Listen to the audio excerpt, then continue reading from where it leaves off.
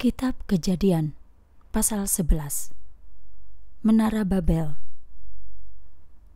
Pada saat itu, seluruh bumi itu memiliki satu bahasa dan logat yang sama. Dalam perjalanan ke timur, mereka menemukan dataran di tanah Sinear dan menetap di sana.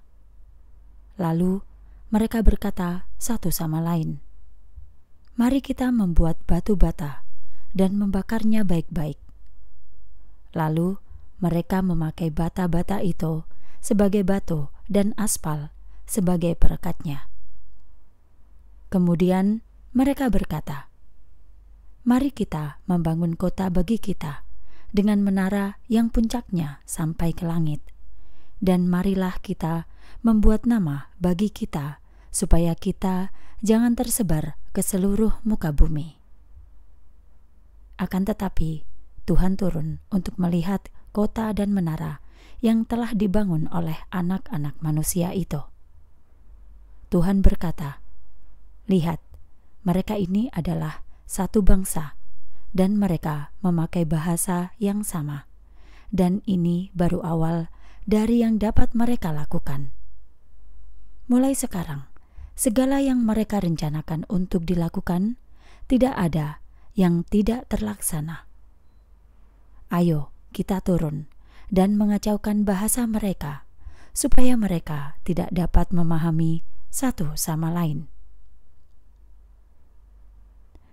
Lalu Tuhan mencerai-beraikan mereka ke seluruh bumi. Mereka pun berhenti membangun kota itu. Karena itu, tempat itu disebut Babel, karena di sana Tuhan mengacaukan bahasa seluruh bumi. Dan dari tempat itu, Tuhan mencerai-beraikan mereka ke seluruh muka bumi. Keturunan Sem. Inilah keturunan Sem.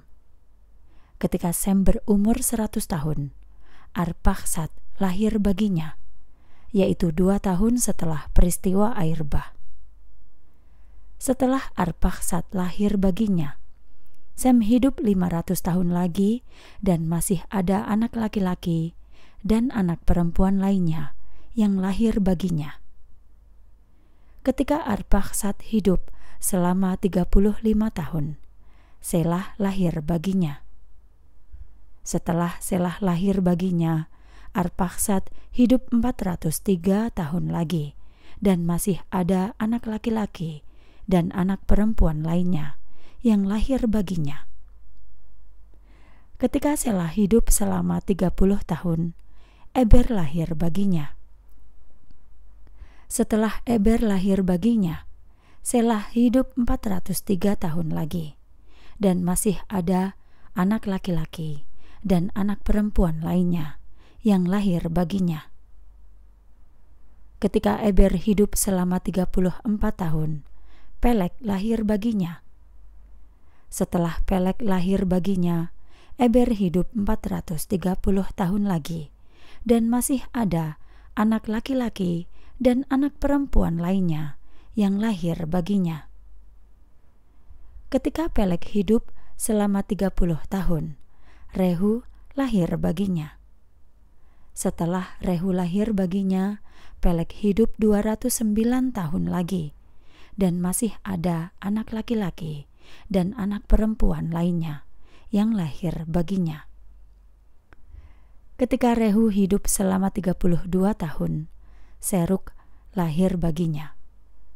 Setelah Serug lahir baginya, Rehu hidup 207 tahun lagi dan masih ada anak laki-laki dan anak perempuan lainnya yang lahir baginya.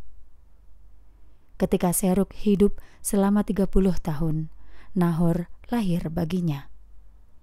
Setelah Nahor lahir baginya, Serug hidup 200 tahun lagi dan masih ada anak laki-laki dan anak perempuan lainnya yang lahir baginya.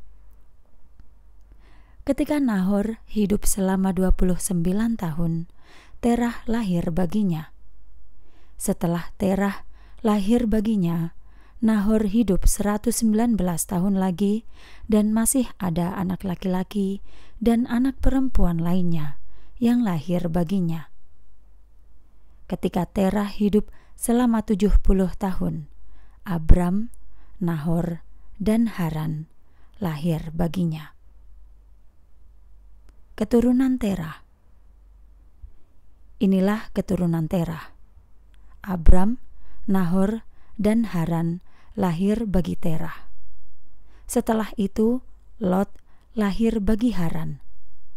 Haran mati di hadapan Terah ayahnya, di tanah kelahirannya, Ur Kasdim.